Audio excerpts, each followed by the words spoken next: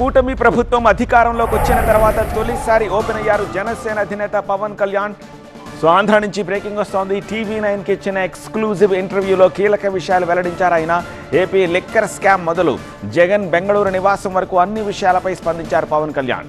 కూటమిలో ఉన్నా తాను భయపడి పార్టీ నడిపే పరిస్థితి ఉండదు అంటూ కుండబద్దలు కొట్టారు డిప్యూటీ సీఎం. పవన్ కళ్యాణ్ ఇంకా ఏం చెప్పారో మా అసోసియేట్ ఎడిటర్ ఈశ్వర్ అందిస్తారు.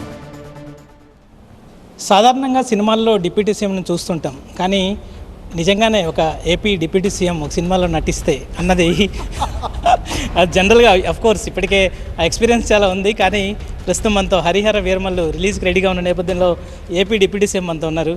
సార్, సాధారణంగా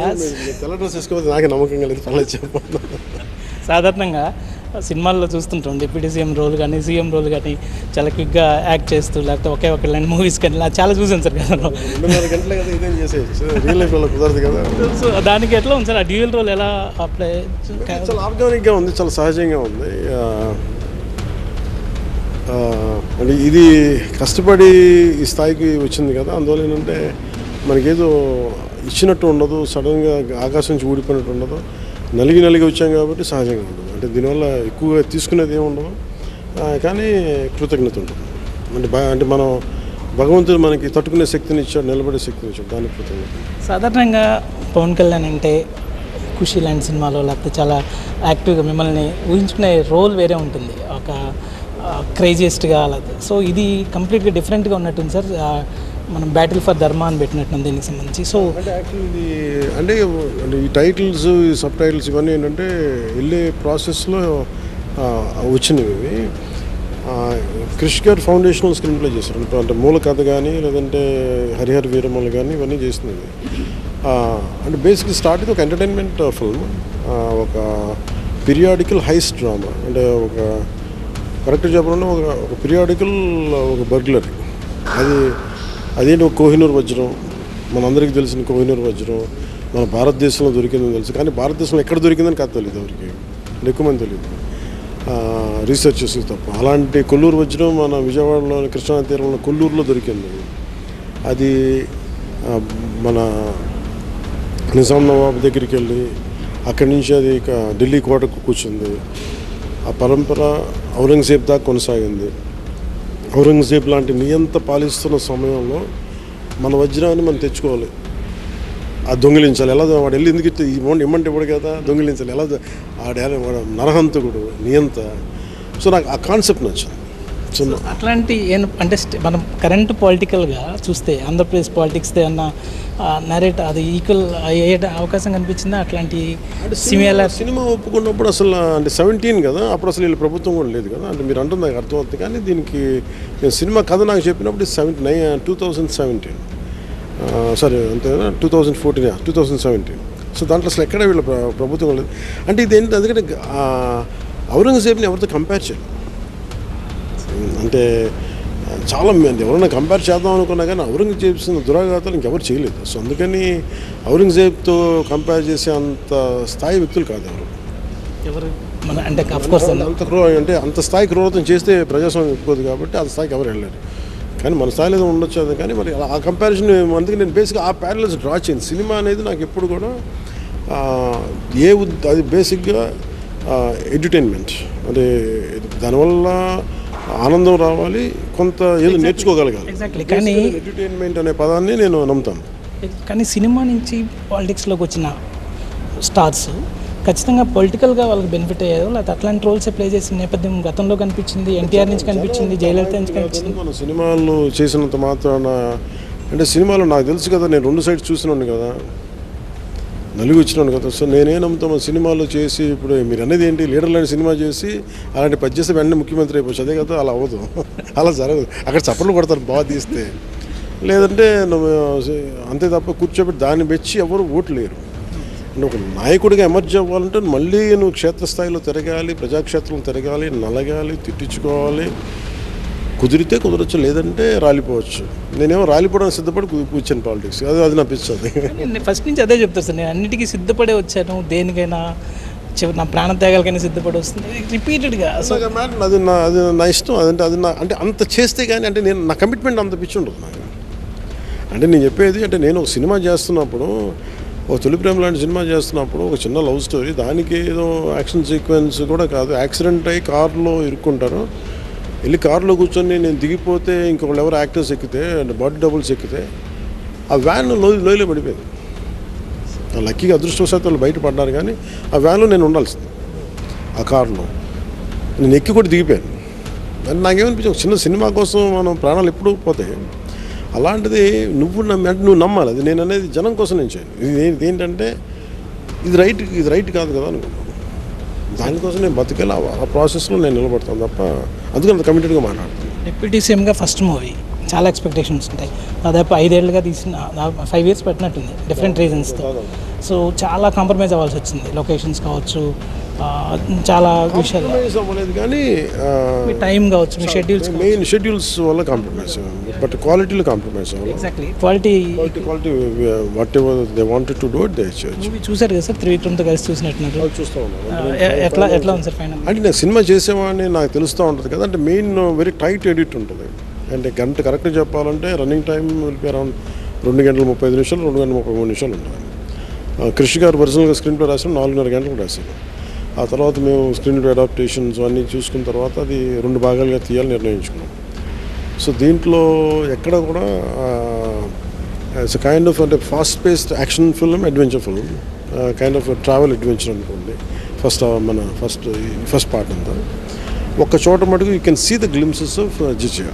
ఒక ఫ్యాగెంట్కి వచ్చేటప్పటికి నువ్వు హిందూగా బతకాలంటే నువ్వు ట్యాక్స్ కట్టాలి. అదేదో గ్రేట్ అండర్లైన్ చేయలేదు, కానీ అంటే మీరు ఇప్పుడు టోల్ ట్యాక్స్ కట్టాలి. ఒకసారి టోల్ ట్యాక్స్ ఎదురు తిరుగుతారు కదా మనుషులు, మేము ఎందుకు కట్టాలా, మీరు ఆ జిజియాకి అలా ఎదురు తిరిగే ఒక ఎపిసోడ్ ఉంటుంది. సో అంతే తప్ప దాన్ని ఎక్కువ కూర్చోబెట్టి దాన్ని గ్లోరిఫై చేయలేదు. బట్ ఇట్ విల్ బి ఒక ఆర్గానిక్గా ఎంత ఇవాల్వ్ అవుతుందో అంతే చేసాం, అంతకుమించి దాన్ని ఏ విధంగా దాన్ని ముందుకు ఎక్కువ చేయలేదు. ఇది రిపీటెడ్గా వచ్చే క్వశ్చన్.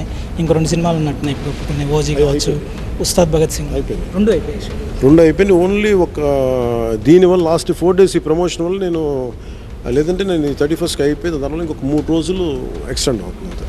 సో తర్వాత ఉంటుందా అంటే రిపీటెడ్గా మనం చెప్తుంది ఏంటంటే పాలిటిక్స్లోకి వచ్చిన తర్వాత మీరు గవర్నమెంట్లో ఉన్నారు, డిప్యూటీ సీఎంగా ఉన్నారు, ఇంకా నాకు ఇన్కమ్ కోసం ఖచ్చితంగా అవసరం కాబట్టి నేను చేయాలని. Cinema will be my source, కాకపోతే అది నేను అన్నిసార్లు నేను యాక్ట్ చేయగలను.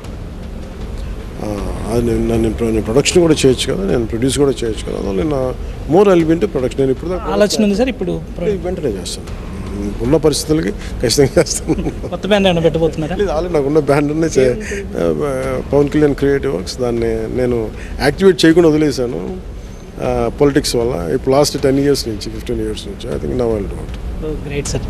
సాధారణంగా వచ్చే క్వశ్చన్ ఏంటంటే, మీరు అందరిలాగా నాకు సోర్స్ ఇదే కదా అంటే యాక్ట్ చేయడం స్టార్ట్ చేస్తే ఎక్కువ టైం అవుతుంది, కన్జ్యూమ్ అవుతుంది, కాబట్టి రెండింటికి న్యాయం చేయలేరు. మిమ్మల్ని ఫుల్ ఫ్లెడ్జ్ పొలిటీషియన్గా చూడాలనుకుంటున్నారు, లేకపోతే మీ పార్టీ గతంలో ఉన్న నాయకుడు ఈ రోజున బెంగళూరులో ఉన్నాడు, మరి ఎందుకు ప్రజల్లో లేడు? అంటే ఎవ్వరు కూడా 24 గంటలు అన్నీ వదిలేసి ఉంటారు, ఎందుకంటే పడుకోవాలి, కొన్ని 8 గంటలు కొంత అధ్యయనం చేయాలి. కాకపోతే ఏంటంటే మనం ఎక్కడ ఉన్నామని కాదు, కానీ ఎంత బాగా చేసామనేది. నేను పెట్టుకుంది కూడా రూల్ ఏంటంటే, 1 నేను దగ్గరగా ఉండటం, 2 నాదైన టైం ఉంటుంది, రోజుకి ఒక 2 గంటలు నాదైన టైం కావాలి. నేను ఈ సినిమా అలాగే చేశాను. నాకు ఇచ్చిన 2 గంటలు 4 గంటల టైం అలాగే మన అఫీషియల్స్ అందరూ కొంచెం పడుకొని ఉంటారు, లేదంటే వాళ్ళు అర్ధరాత్రి లేపం కదా, వాళ్ళు పడుకోవాలి. ఆఫీసులో వెళ్ళిపోయిన తర్వాత నేను ఒకసారి 9 to 1 దాకా చేశాను. So it depends on. కొన్ని సందర్భాల్లో పాలిటిక్స్కి వస్తే కొన్ని సందర్భాల్లో క్యాబినెట్ మీటింగ్స్ 1-2 ఆబ్సెంట్ అవ్వాల్సి ఉంది. అఫ్కోర్స్ ఒకసారి మీ హెల్త్ బాగాలేక కావచ్చింది, రెండోసారి నాకు హెల్త్ బాగాలేదు, రెండోసారి మా మదర్కి బాగాలేదు. కాకపోతే ఏంటంటే బయటికి అది అంటే సెంటిమెంట్గా మేము చెప్పడం మాకు ఇష్టం లేదు, అందుకని ఇప్పుడు ఇల్లు మా మదర్ ఇప్పటికీ హాస్పిటల్లో ఉన్నారు. సో అంతేగాని అది బయట విన్నట్టుగా అదేదో మదర్కి హెల్త్ రికవరింగ్, బట్ రికవర్ అవుతుంది. పొలిటికల్గా వస్తే కక్ష సాధింపు చర్యల్లో భాగంగానే కేసులు పెడుతున్నారు అంటే పెద్ద ఎత్తున వైసీపీ చాలా. మీరు ఆ ప్రశ్నకి నేను ఒకటి అడగదలుచుకున్నాను, అంటే ఏం చేయాలండి, మీరు 3,500 కోట్లు లేదంటే మీరు స్కామ్లన్నీ చేసేయండి, దాన్ని పోలీసులు పట్టుకోకూడదు, ఎవరు పట్టుకోకూడదు, వాళ్ళు వదిలేయమంటారా? అదే వాళ్ళు అడిగేది. మరి అదేదో ఒకసారి నేను ప్రధానమంత్రి గారు వీళ్ళతో మాట్లాడి ఇలా అంటున్నారండి, మరి దీన్ని బట్టి అని ఒకసారి అడుగుతాను, మొత్తం CJI అందరితో కూడా మాట్లాడతాను. ఇలా జరుగుతూనే వదిలేయచ్చు కదా, మరి లేదంటే మమ్మల్ని ఇలా అంటున్నారు, ఇట్లా ఇట్లా ఇలాంటి టాపిక్ ఇలాంటి డిబేట్ కూడా పెట్టాలి. తప్పులు చేసి వాళ్ళని కవర్ చేసుకుంటారంటే ఎట్లా? లేదు, if you want be innocent be prove that your innocent. అంతేగాని ప్రాబ్లం ఏముందంటే వాళ్ళు తప్పట్టడానికి లేదు. ఎందుకంటే మీరు 2 మద్యపాన్ని నిషేధిస్తామని చెప్పారు, మద్యపాన నిషేధం అమలు చేయాలి. తర్వాత మీరు బెల్ట్ షాపులు ఎంకరేజ్ చేశారు. తర్వాత ఈ స్పూరియస్ లిక్కర్, కల్తీ లిక్కర్ విపరీతంగా వెళ్ళిపోయింది. అందరికీ దానివల్ల నర్వస్ డిజార్డర్స్ వచ్చేసినాయి. అసలు వాళ్ళు చెప్పడం అసలు స్కామే లేదు, దీనికి ఏముంది, మిథున్ రెడ్డికి ఏం సంబంధం, సీఎంఓకి ఏం సంబంధం, ఒక పాలసీ తీసుకునే వీళ్ళు వాళ్ళని కాదు. కానీ అసలు బేసిక్ ప్రాసెస్ ఎలా ఉందంటే తల నరికేసి చంపే కానీ అది మీరు చూడలేదని ప్రజలు మభ్య పెట్టేలా ఉన్నారు. అలా ఉంది తప్ప అంటే తెగించిన వాళ్ళకి ఇంకేముంది. బిగ్ బాస్ని జైలుకే పంపించాలని అని ఒక డిమాండ్ కూటమి నుంచి వస్తుంది. అదే సమయంలో బిగ్ బాస్ అంటే ఎవరు ఈ దీంట్లో వస్తున్న వార్తల్లో మీ నోటీస్లో ఏమైనా ఉంది సార్? నెక్స్ట్ ఇది డెస్టినీ ఎక్కడి దాకా వెళ్ళి ఆగే అవకాశం ఉంది, దాంట్లో జగన్ పాత్ర మీద మీకు ఏమైనా బ్రీఫింగ్ ఏమైనా ఉందా? అలాంటి బ్రీఫింగ్స్ అంటే బేసిక్గా నేను లా అండ్ ఆర్డర్లో ఉన్నాను. ఒకవేళ ఉంటే అని క్యాబినెట్లో చర్చిస్తే అవి క్యాబినెట్లో చర్చించి ఖచ్చితంగా కన్సర్న్ క్యాబినెట్ బ్రీఫింగ్స్ ఇచ్చే పాఠశాలగా చెప్తాను. ఎందుకంటే మేము ఎంత మాట్లాడాలి, ఎవరు ఏ విషయం మాట్లాడాలని చాలా స్పష్టమైన అవగాహన ఉంటుంది. ఇవన్నీ గౌరవ ముఖ్యమంత్రి గారి నేతృత్వంలోనూ ఆయన చేస్తారు కాబట్టి అది సమిష్టి క్యాబినెట్ నిర్ణయం తీసుకుని ఇట్లా వెళ్తున్నాం. అదట్టు అసెంబ్లీలో అందరూ చెప్పాం కాబట్టి వాళ్ళు ఎవరైనా ఉంటే ఖచ్చితంగా they'll be become a part of it. అది సహజమే కదా సార్. నెక్స్ట్ అమరావతికి సంబంధించి, అమరావతికి సెకండ్ ల్యాండ్ పూలింగ్ విషయంలో పవన్ కళ్యాణ్ అభ్యంతరం వ్యక్తం చేయడం వల్ల దాగిందని పెద్ద ఎత్తున సోషల్ మీడియాలో నడుస్తుంది. ఎందుకంటే కూడా నా కన్సర్న్ నేను వ్యక్తపరిచాను. ఎందుకంటే మేము అంతకుముందు మేము మాట్లాడుకోలేదు, సడన్గా ఆ రోజు ఎజెండాలో వచ్చింది కాబట్టి నేను కూడా ముందు రోజు రాత్రి లేను. నేను ఇదే మార్నింగ్ వచ్చేటప్పటికి నేను అప్పుడు చూసి ఇది కొంత డెలిబరేషన్ చేసిన తర్వాత దీన్ని ముందుకెళ్తే బాగుంటుందని సూచించాను. సో ముఖ్యమంత్రి గారు ఓకే అన్నారు.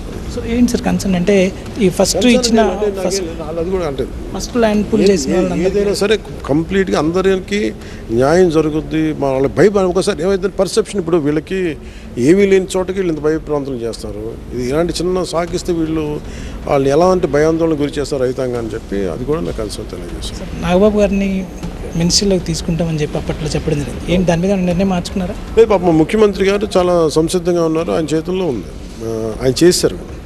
సో ఇది ఏంటంటే ఇప్పుడు నా చేతుల్లో ఉంది. నేను నిర్ణయం తీసుకోవడానికి నాకేమనిపించిందంటే ఇంకొంచెం సమయం తీసుకుందాం దీనికి సంబంధించి. ఎందుకంటే మళ్ళీ ఉన్న మా పోర్ట్ఫోలియోస్లోనే నేను చేయాలి. దీని దృష్ట్యా కొంచెం నేను దీన్ని వాయిదా వేసాను. ఇది పూర్తిగా నేను తీసుకున్నట్టు. ఎప్పుడు అంటే ఉంటుందా ఖచ్చితంగా క్యాబినెట్లో వస్తారా?